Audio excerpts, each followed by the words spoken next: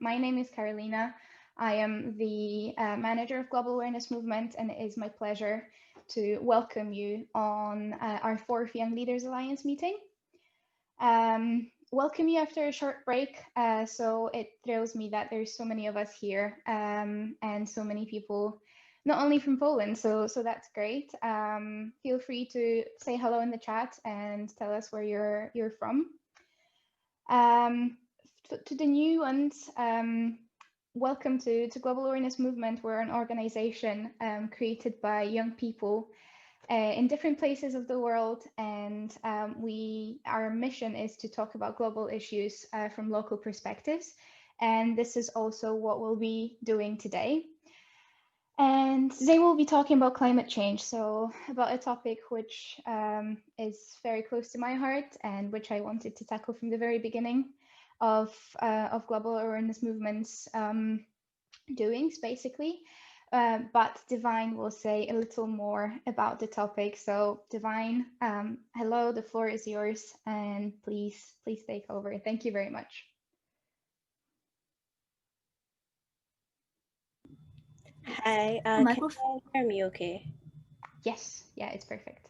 So my name is Divine, and I'm also part of the Global Awareness Movement and also a part of the YLA.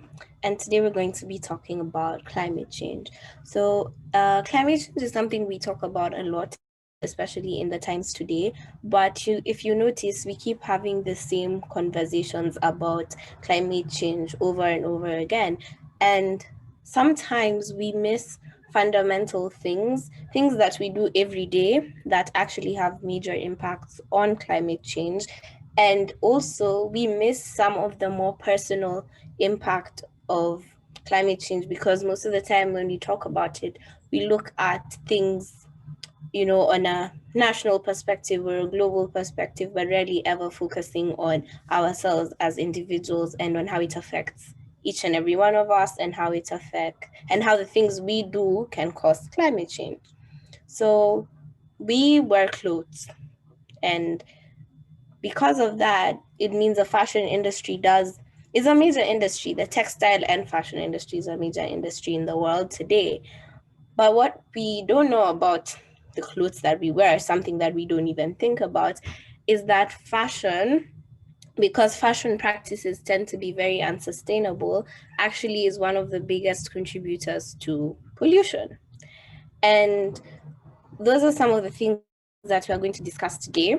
We're also going to look at how climate change can affect us as individuals, how it can affect our mental health, which is also another thing that we don't think about a lot. Many of us have traveled to different countries or have migrated. Personally, I'm from Kenya, and I live in the United Kingdom. So that's, again, migration. And because the world is such a global village now, there is more and more migration. People are moving all over the world for studying, for work, to relocate and live in those places, to go see family. Sometimes even we have a lot of refugees because of, again, a lot of social disasters that we have in our world. And there's been so much evidence of what climate change means and what it can do. I mean, the weather in different countries is changing, the seasons are changing, the timing of the seasons is changing. The number of natural disasters occurring are more. There's more wildfires, more typhoons, more floods, there's more drought, more famine. There's a lot of infestation from different insects. The way crops are grown is all changing. And that's all to do with this thing we call climate change. So that's basically what we're going to explore throughout our discussion today, to see how our fashion influences climate change, to see how migrating influences climate change, and finally just to look at what climate change means for our mental health. So we lined up some really great speakers for you today, and we really hope that you're going to enjoy the discussion, and I'm going to leave it to them now. Thank you. Okay, thanks, Divine. That was a great introduction. So basically, now that you know what our speakers will be talking about, it's time to introduce them today. So our first speaker will be Leah. who is a fashion student, a 20-year-old fashion student in Berlin. And she will basically tell you her perspective on how the fashion industry influences the climate change. So Leah, the floor is yours, and I'm sure that it will be great. Yeah. First of all, hello to everyone, and thanks to Carolina for explaining who I am. But yeah, I study fashion design. And I have to say that studying fashion design has really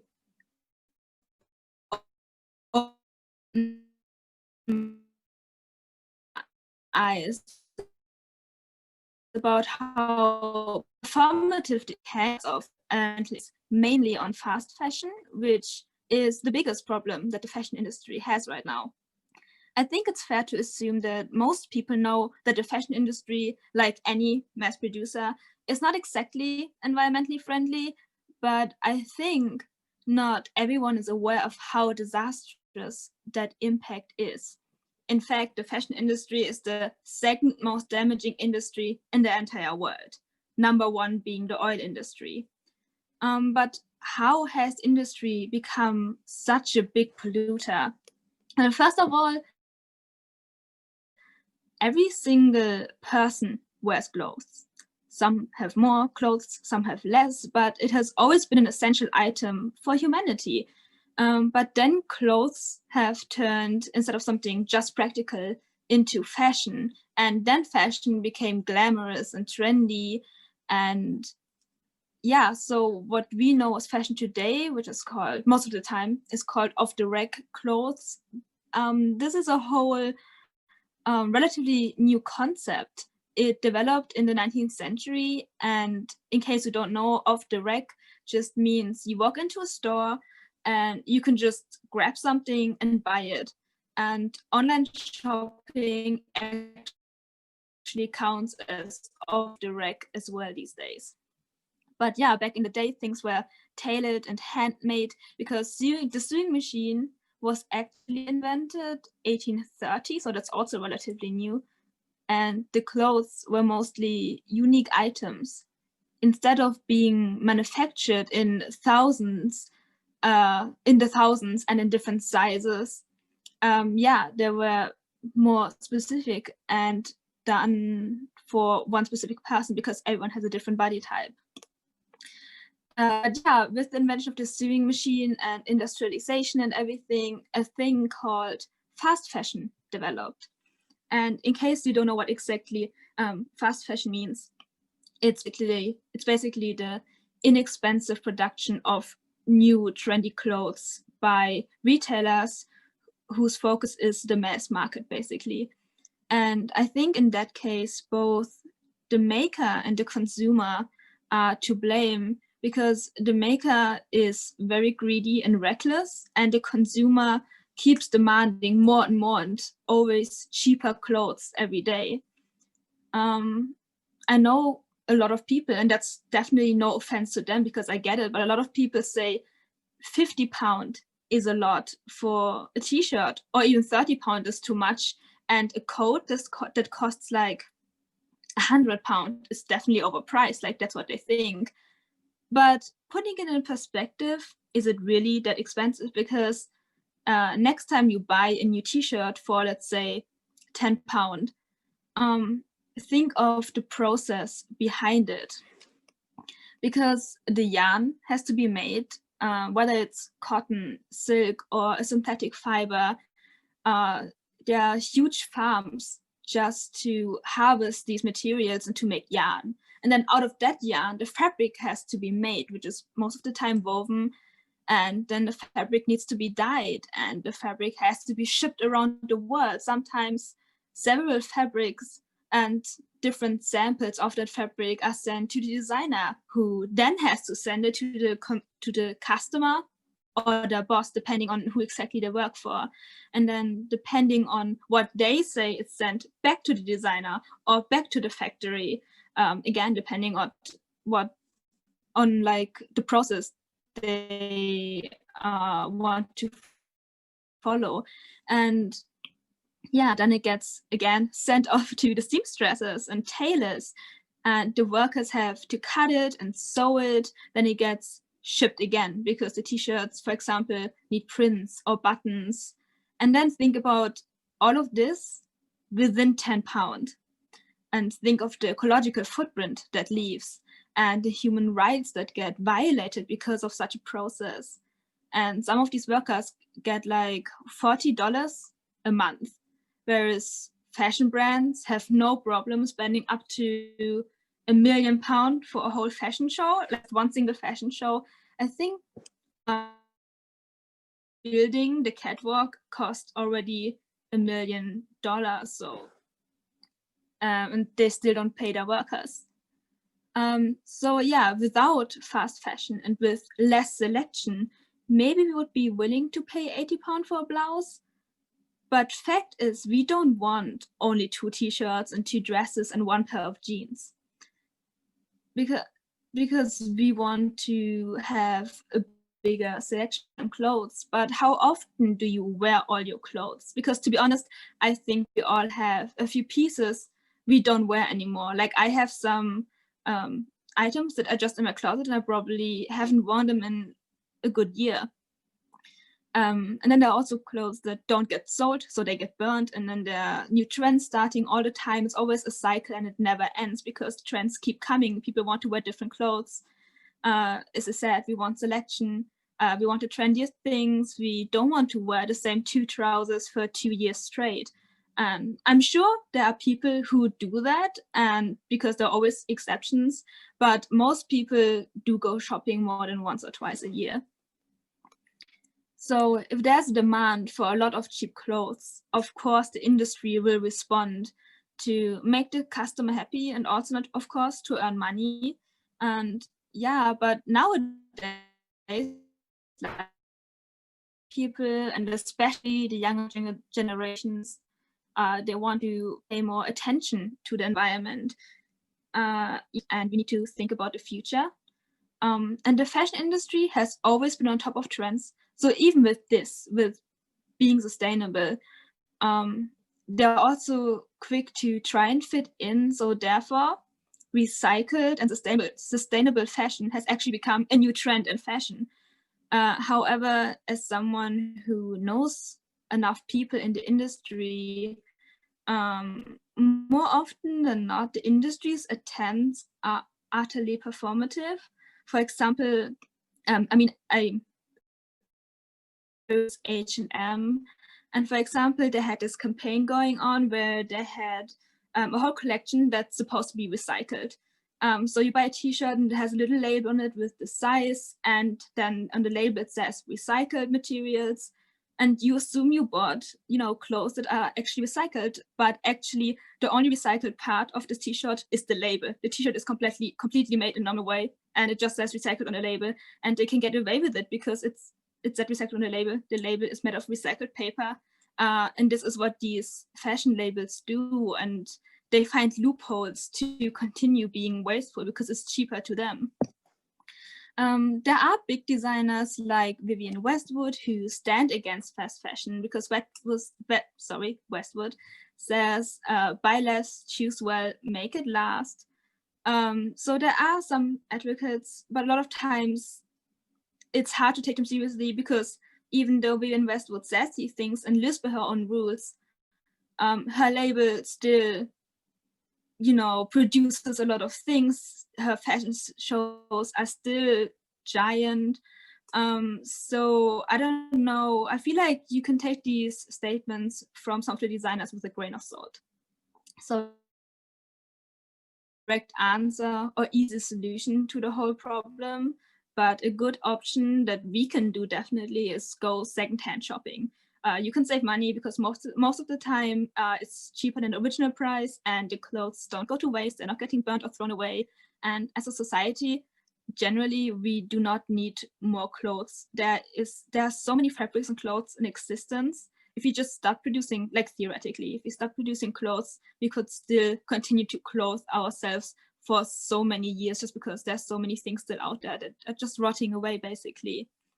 So yeah, don't go shopping every weekend. Wear your clothes more often because the average amount of times a piece of clothing gets worn by one person is actually only 7 times. And as upset as the industry is about the world changing, they need to tone it down. Like, I know they love being grand and luxurious, but I feel like that's not what the world needs right now. And of course, I don't want to say that anything good came out of the pandemic, because it is an awful time, but the pandemic has forced the fashion industry to start digital fashion shows. And I really hope that things like this can be the start of waste reduction in the industry, because they didn't waste everything on fashion shows or doing hundreds of garments, because everything was digital. Yeah, there's a lot more to all of this, of course, but yeah, I highly recommend you guys to do your own research and look at the numbers, because they can be quite shocking when it comes to like all the masses of waste. And yeah, consider how carelessly we wear and treat our clothes. Thank you, Leah. That was great. It was really insightful. And I actually learned a couple of things. I was really hoping that the H&M sustainable label is actually sustainable, but that's not good news for us. Do you guys have any questions? Anything that you'd like to say? Any comments? Feel free to ask them now, or type them in the chat. That's okay as well. We don't bite. You can feel free to ask questions, and there's also no stupid questions, so go for it. I have a question. Yeah. Hi, Leah. Thank you. That was quite interesting. I've actually been involved with a bit of fashion, and my sister is actually starting a brand of her own. And I was wondering how fashion shows could actually be more sustainable and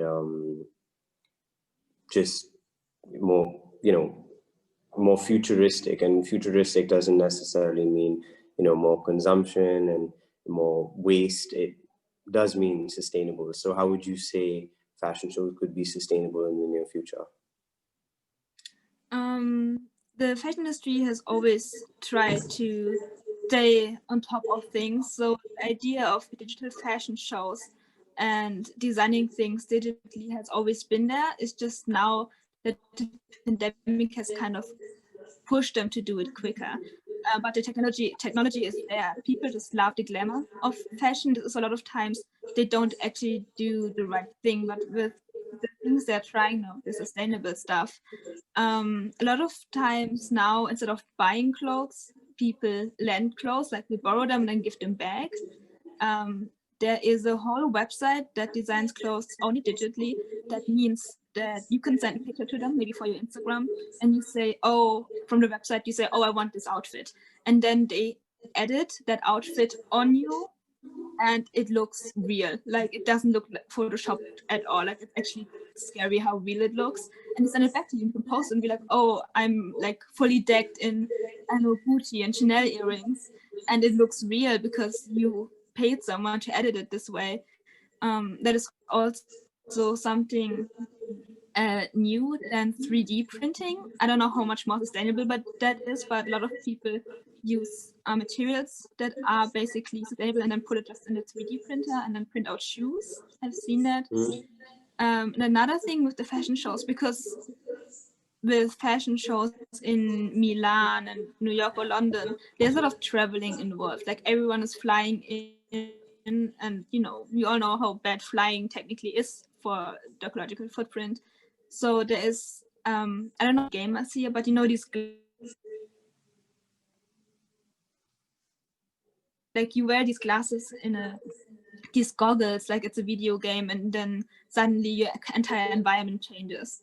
And they do that with fashion shows as well, where they basically send all the guests these goggles, and you put them on and you see the fashion show on the screen on your glasses, so you don't actually have to be there. So that's also a thing they're experimenting with. Wow. Yeah, and the rest of being sustainable in fashion is literally just recycling the fabrics we have. And yeah, because we have so much, and most of the time it literally just gets burnt. Everything that's not bought from the season, that didn't get sold even after a sale or something, it just gets burned. and then there's a lot of waste. So I feel like because you said your sister's starting a label, if she has any way of reusing fabrics, I think if she wants to start out, that is a good idea, maybe. Yeah. Yeah, for sure. Wow, thank you. I'll be sure to actually pass on what you said about the VR and reusing any stock of perhaps the previous season, and what it just gives me an idea that perhaps they should be designed such that your pieces of fabric are cut out in a way where you can actually sort of easily disassemble them and reuse them for your next designs that you're going to go for in the future. So I guess you can sort of make them merge. Yeah, but thank you again. Sorry, the connection was kind of bad at the end. Yeah. Anyway, so I was just saying that it makes complete sense to reuse the previous season's stock for the next coming one, and it would be more sensible to actually have your fabric cut so there's not much of a change in terms of shapes and sizes and things like that. So you can actually repurpose parts of the fabric for your next season's, you're not, when the next season comes, you don't start designing then, probably have the design ready at least a year in advance maybe. So yeah, thank you. I'll be sure to let her know. And there's also, if you go to not random places, but if, for example, if you go to hotels or fabric stores and stuff and you ask them if they have anything they want to throw out, if they have any scraps left over, they give it for you for a really cheap price, or they just gift it to you because they would have to throw it out anyway. And these like scraps where you think, oh, they're just going to have like little leftovers, actually like meter long fabrics sometimes. So you have to have luck, but sometimes it's also an option. Mm-hmm. Wow. Okay. Thank you.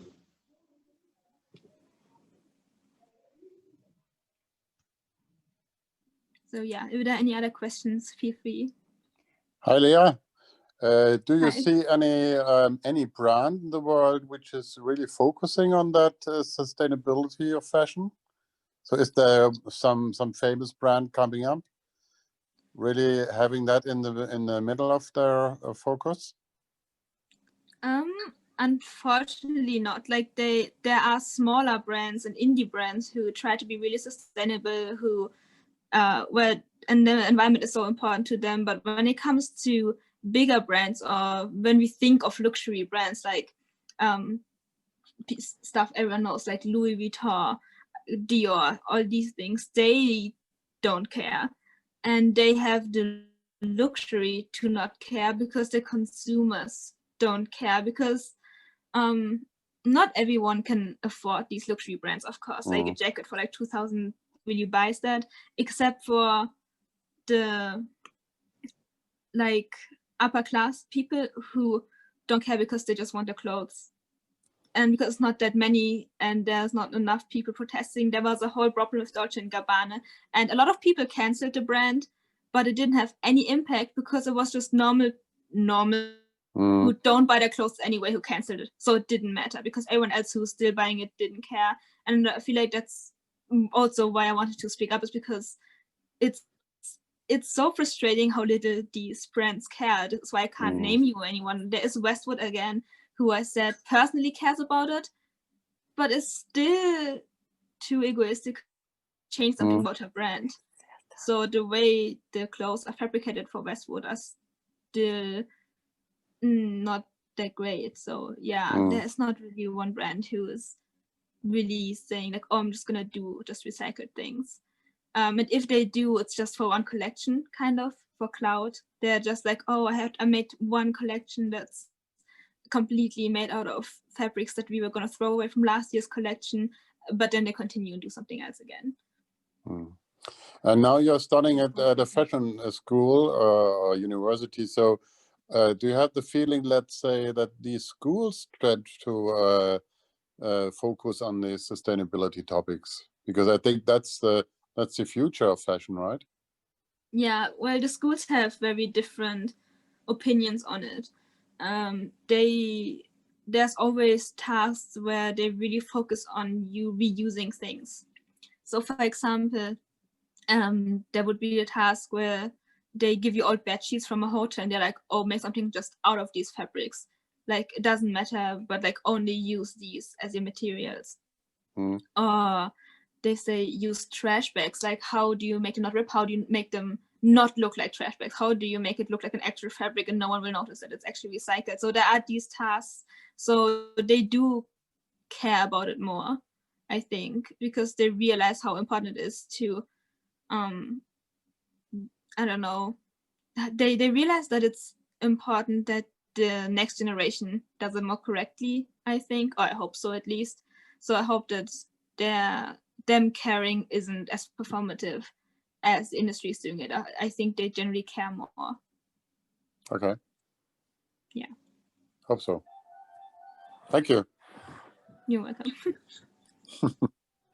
Okay, thank you very much. Thank you for your questions, and thank you, Leah, for your extensive answers. It really opens a new perspective, at least for me, on the industry, which is actually pretty sad. Yeah.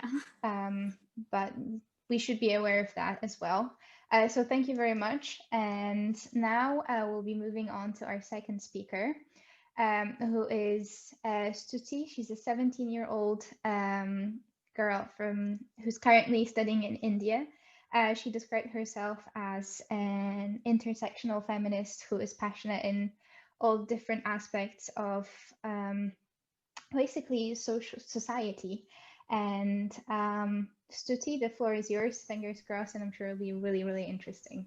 Thank you so much.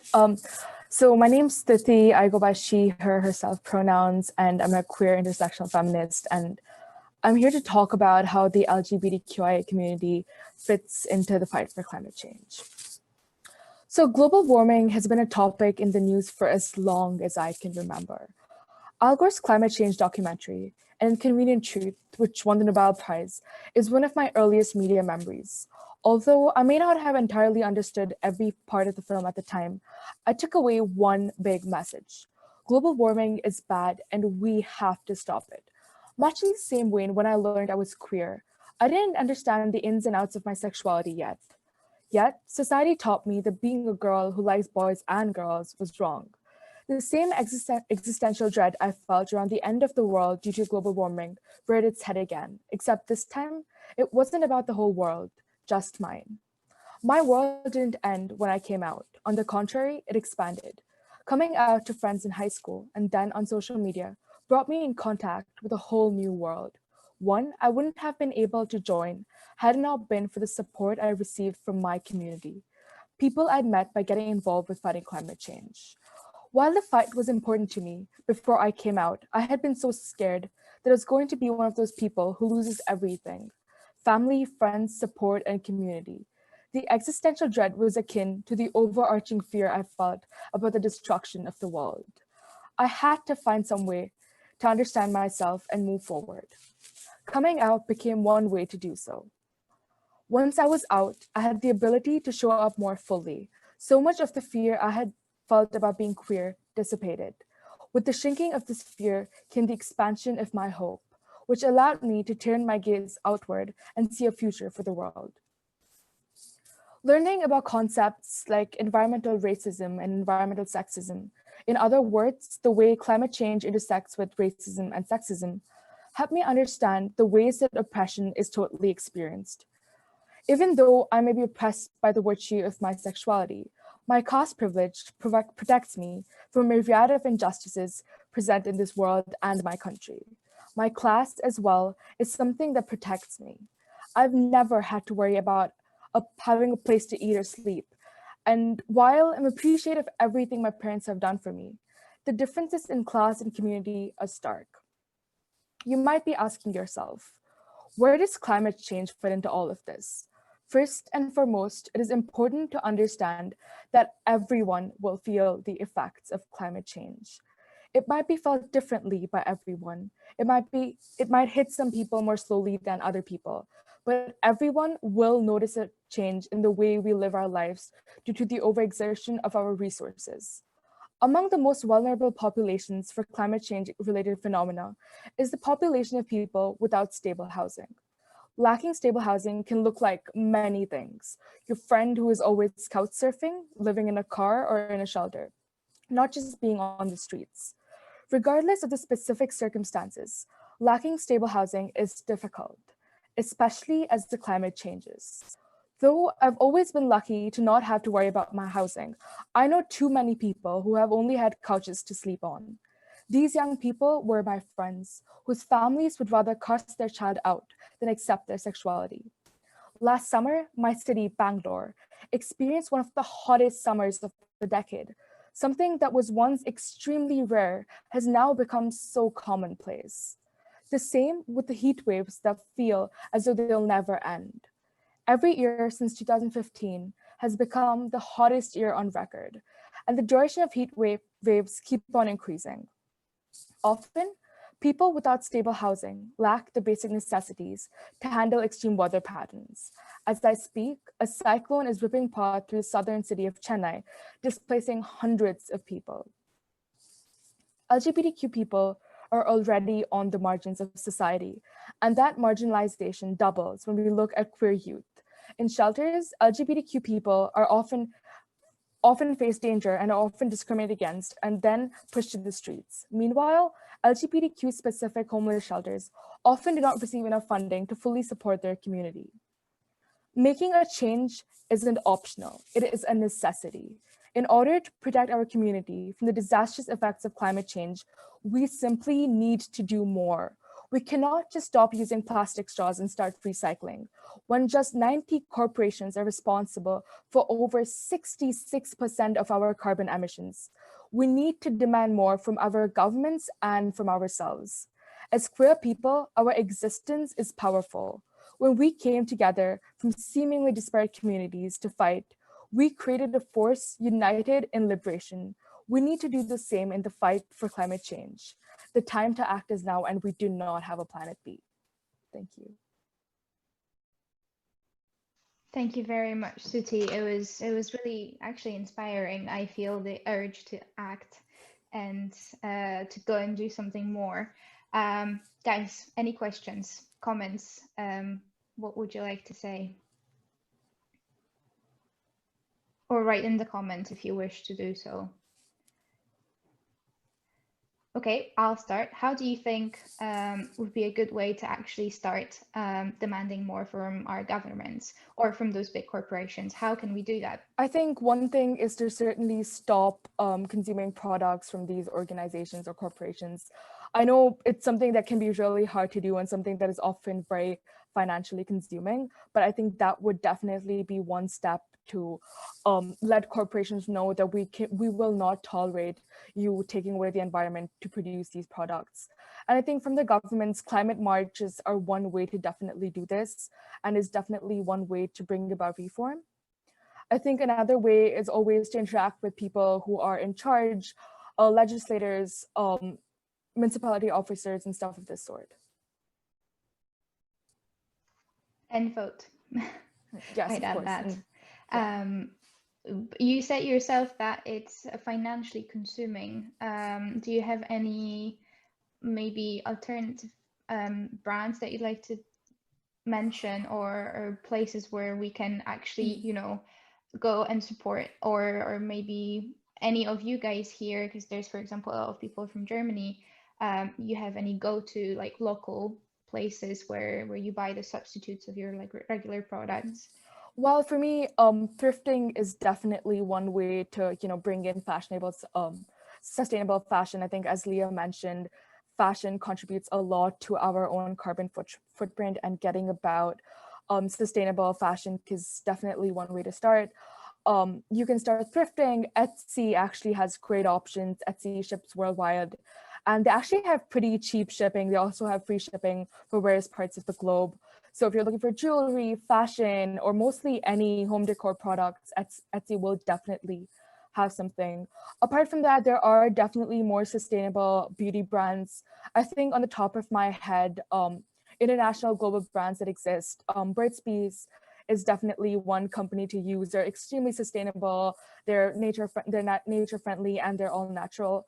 Another brand is Shea Butter. They actually are a new brand, and they also have amazing products that are environmentally friendly. Apart from that, most of the organizations I know are in India. So yeah. Sure, thank you. It's extremely important, at least I put a lot of stress on that right now within the Christmas period here.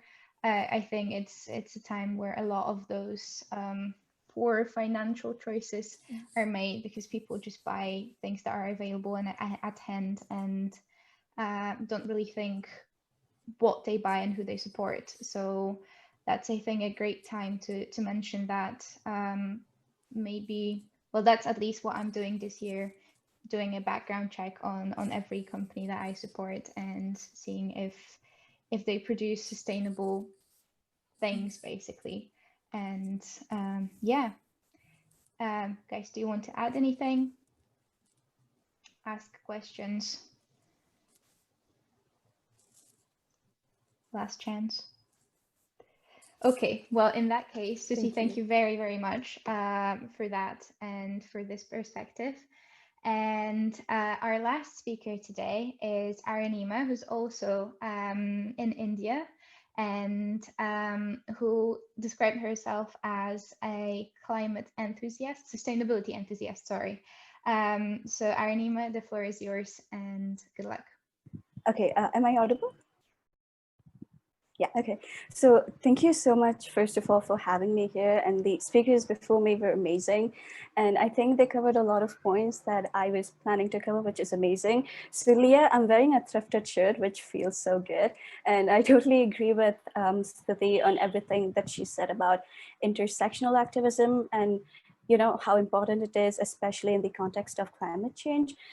So to start off, I think, as most of us are aware of, the UN put forward the UN SDGs, the Sustainable Development Goals, for all the countries, irrespective of where they are, north, south, rich or poor, to adopt for, you know, approaching a more holistic social and economic development and growth while tackling different environmental and social issues as well.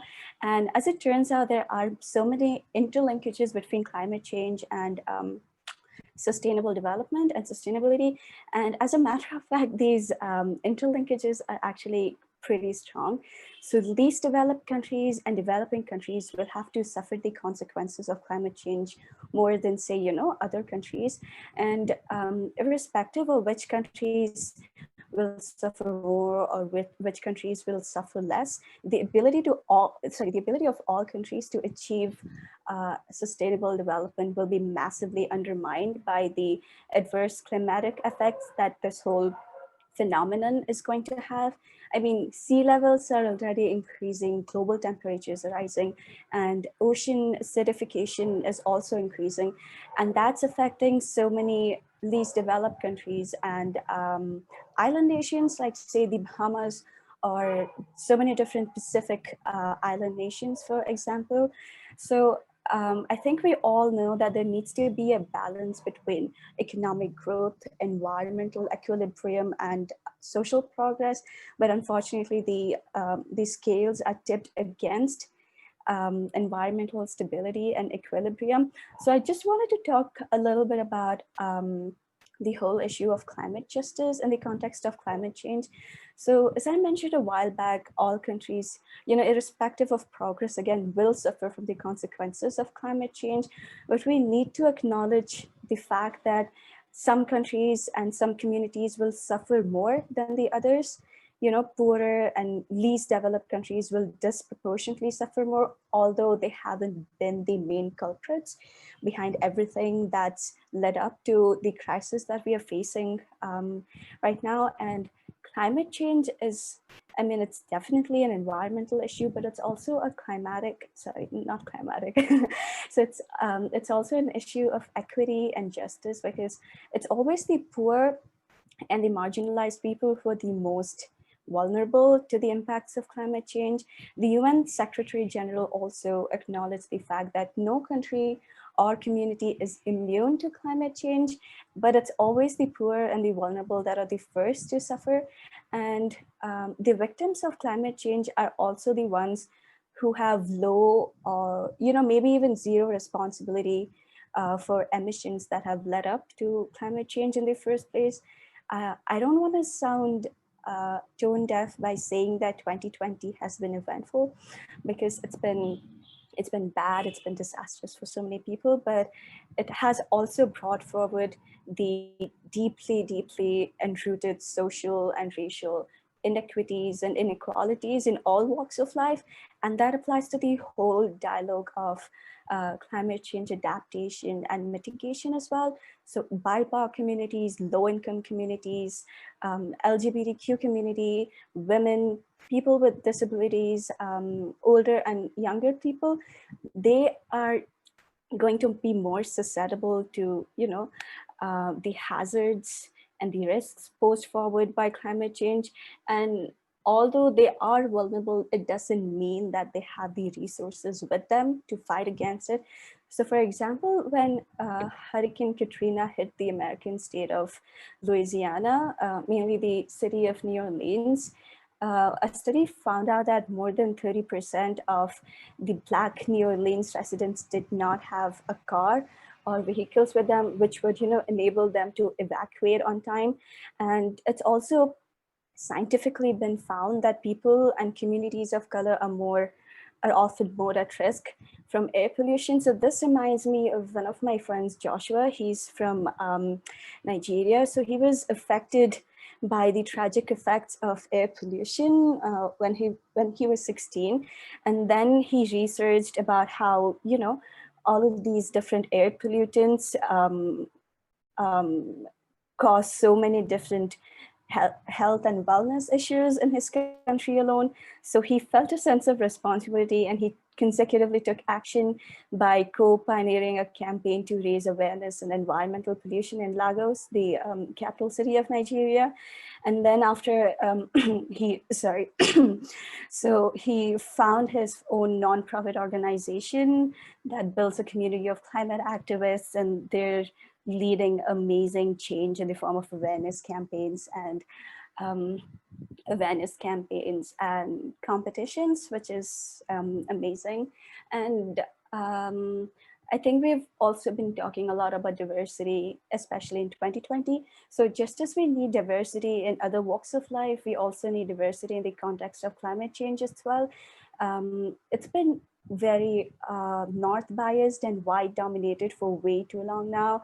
So the traditional Western definition and knowledge of climate change and sustainable development is not compliant with, and it's also not considerate with the interests of other countries, and a prevalent north biased and highly ethnocentric consideration of this whole climate change, adaptation, mitigation, and also sustainable development process. It really, repudiates the view of sustainability and the integrity of other cultures. So I don't want to take up a lot of time, but I think I'm just going to end by saying that climate change, it's urgent, it's inevitable, and it needs the participation of people and stakeholders from all backgrounds. And we need to invest in lifelong learning to be equipped with the necessary resources to advocate for change and also fight against climate change. So I think just incorporating a climate change curriculum in all of the education curriculums would be a good way to start off. And I'm deeply inspired by everyone who's leading efforts, individual, collaborative, or otherwise. And it's these kind of people that make me want to believe in a better world, but we are still a long way away from, fulfilling all of the goals that we have for our countries, for our regions, for ourselves, our communities, and just the world in general. That's it. Yeah, thank you. Thank you so much. Again, it was really actually informative and quite inspiring. Could you share the name of this organization that you mentioned from your friend? because I believe it's really important to I actually think, spread I this think knowledge. I'll just send the website link to the chat. Yeah, that would be amazing. That would be great. And do you have any other organizations that you, I don't know, follow, Instagram accounts, informational campaigns that maybe would be worth checking out? So I think I can send you a us? link and the Instagram accounts of most of these organizations. Mhm. And some of them are actually kind of co-led by my friends, and it's always so amazing to support them and the amazing missions that they have. So I'm just going to share the one that I mentioned. I hope the extension is right. I'm not sure about the extension. Okay, thank you very much. Guys, do you have any questions or any comments? Please remember that the speakers can also ask questions. So if you have anything to say or refer to, feel free to do so.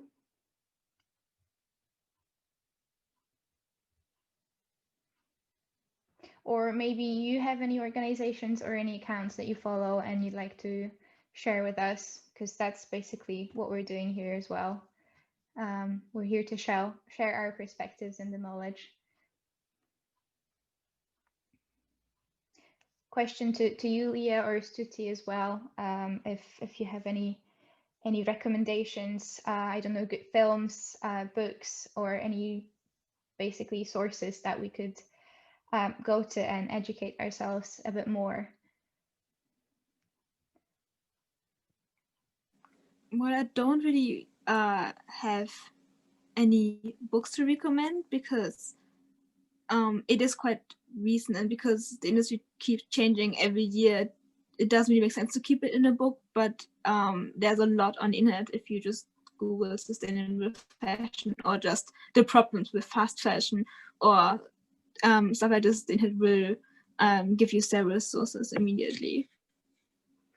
I think for me, the moment I realized how big of an impact does the fashion industry have on the climate was a document called, I believe it was The True Cost, where the creators of this document basically said everything about how the clothes that we give for charities are just dumped in developing countries and left there. And yeah, it really opened my eyes. So if you are looking for a good documentary about the impact of the fashion industry, The True Cost is definitely one of them. And I believe it was on Netflix some time ago, so maybe it's still there.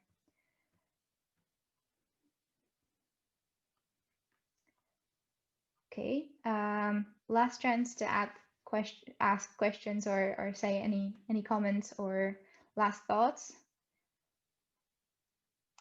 If not, then I would like to thank you guys very much for joining us today. We, as Global Awareness Movement, we have also our junior section for people who are a little bit younger than we are. So if you have siblings, friends, cousins from actually age of 13 or even younger if you wish, send them our way.